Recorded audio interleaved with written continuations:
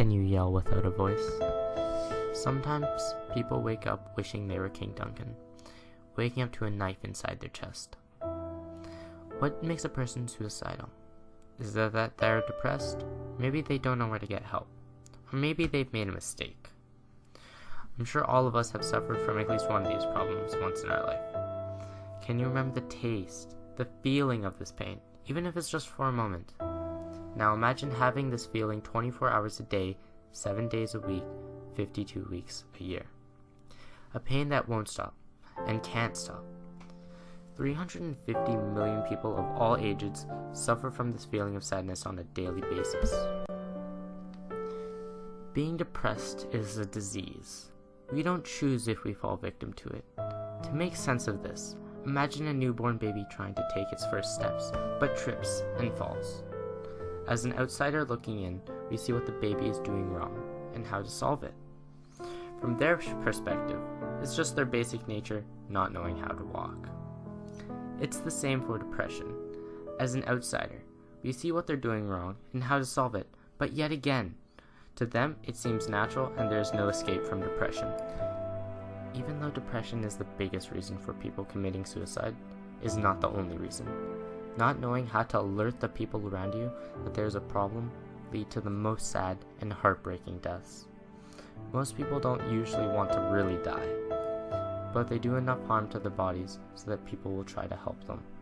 Unfortunately for these people, ignorance is not bliss. Not knowing that swallowing a whole ball of Tylenol can cause irreversible damage to their bodies. The sad part about this is that the people committing these acts are teenage girls just looking for help. They're hung up on relationships, friends, boyfriends, and all of these would just be a distant memory in 10 years, if they could only look past it. But it's 10 years they will never have the chance to enjoy.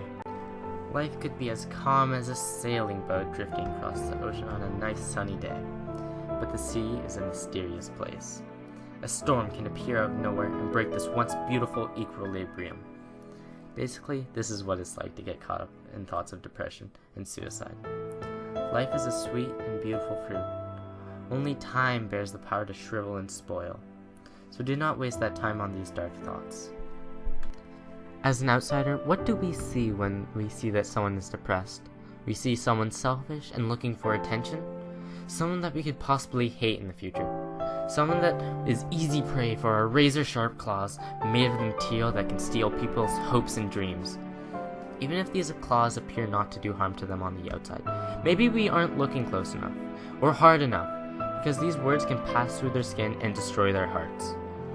The world is very cold and very cruel, but one person's voice can save another person who is on the brink of suicide.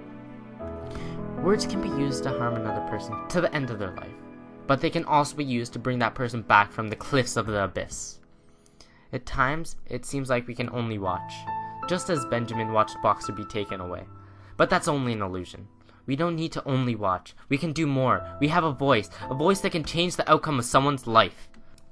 Can we all act a little more like Phoebe instead of Holden? Can we all act as a beacon for those lost in the sea of despair, instead of acting as an anchor, bringing them down closer to their false goal that they wish to achieve?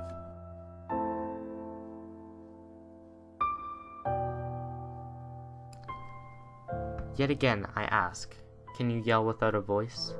Most people would say, that's a silly question, or why would you ask that question? But hopefully now, you can answer, or at least think, no, you can't, but you can ask the people around you to yell for you.